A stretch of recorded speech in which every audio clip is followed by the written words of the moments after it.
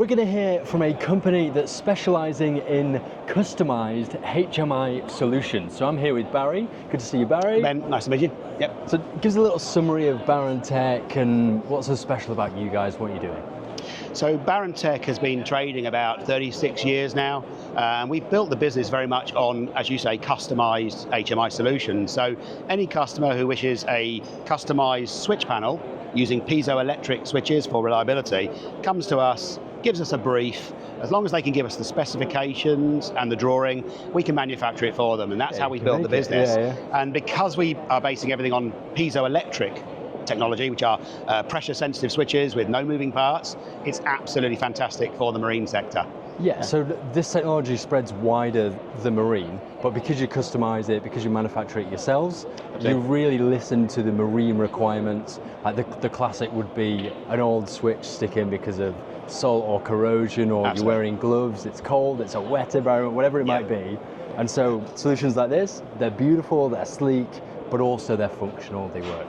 Absolutely right. So the problem we're solving really is the old classic traditional switches, which are generally mechanical, the Carling rocker switches perhaps, or the stainless steel mechanical push switches. They might look okay, maybe not, but the point is they're mechanical. So as they move, water will inevitably get in, and of course when it does, they fail, so it's about reliability. We're hearing more and more horror stories from customers about switches that are getting stuck on and the ramifications of that. And it's not about a €20 switch, it's about that if it fails, the cost of that is massive in terms of damage to the boat, and having to lift the boat out, etc. It's widespread. It could be a light switch and that's okay, but if it's something to do with propulsion or something more significant, then it's a bigger issue Absolutely than just an annoying. Absolutely right. And then of course boats could be anywhere in the world, in the Caribbean, so then that after sales service is harder and so on. So yes, there's a lot of pain there. And I find Barantech in a really interesting position. I feel like you're growing,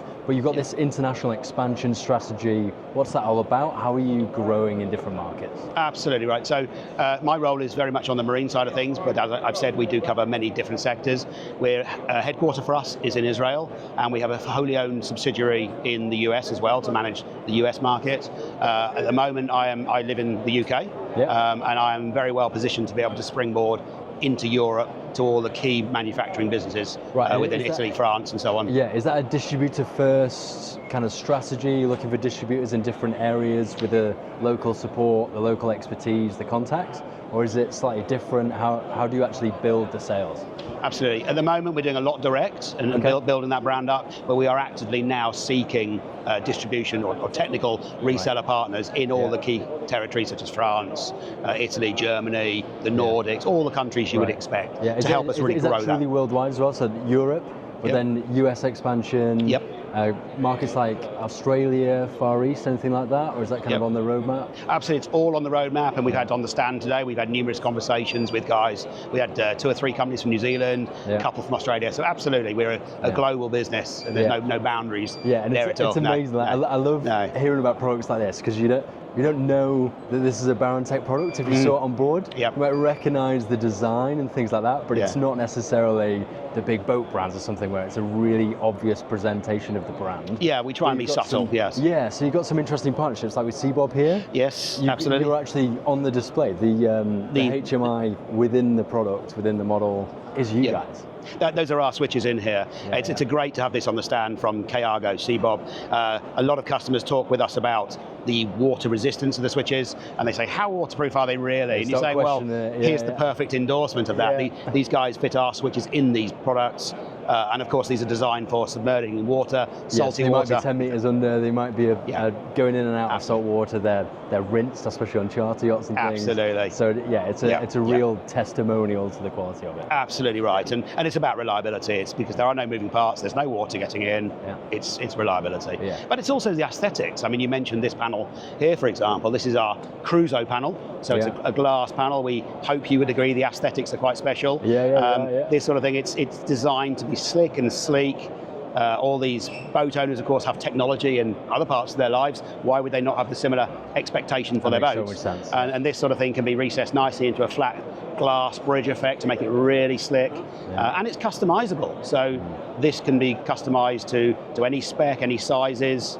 any functionality. Right. Okay. And sorry. So does that come in really useful when you're talking to, for example, boat builders, looking at production models? Let's look at what really suits the model of boat they're building, and then you can develop a product that matches their needs and really work with them rather than just being quite rigid and saying this is the product, make it fit, good luck. Absolutely. You can actually customize it. Absolutely, and there's a few things from that. I mean, so if we're talking to a big boat brand, for example, who might have many sub-brands, some of them might be more at the budget end, some maybe more prestige and premium, and so this can be scaled to suit.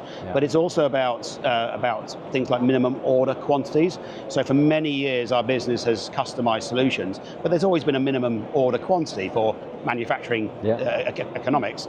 But as we talk to smaller boat builders and newer boat builders, and even prestige brands who aren't necessarily doing many hulls, this now can be produced with very low order quantities, economically, financially economically for them, and also with sensible lead times as well. So the customizability there is very important. And increases the accessibility of it. 100%. So smaller brands can still have this level of HMI solution on board. Absolutely, they can get what everyone else has got. It's just scaled to suit their requirements. And one other thing which I know we haven't touched on, and we may come on to, of course, is the NEMA connectivity. Yes. So this is easy to integrate with many systems, rather than being a closed system that needs to communicate with the same brand or anything like that. Totally agnostic. Nice and open. Agnostic, that's the word I'm looking for. Exactly. So, I mean, ultimately, at the end of the day, we are building hardware, we are building switches, but there is so much talk about digital switching these days.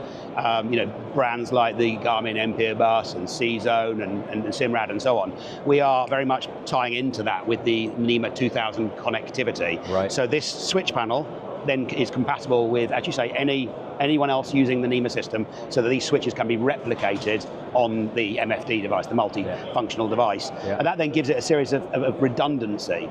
Again, it's great to go to a plotter and play with the switches, but if that plotter is switched off, you don't have your switches. Or if you urgently need a key switch, like for example, a horn or a bow thruster or something, you really want to have it at your fingertips, and this gives you that redundancy here and on the thumb. And also Bluetooth as well. We have a Bluetooth app. Okay, cool. Well, thank you very much for your insights, Barry. Pleasure. Thank you, Ben. You're very, very welcome. Everybody, if you enjoy content like that, make sure you're following here to see plenty more of it. Outside of that, I'll see you very soon. Bye for now.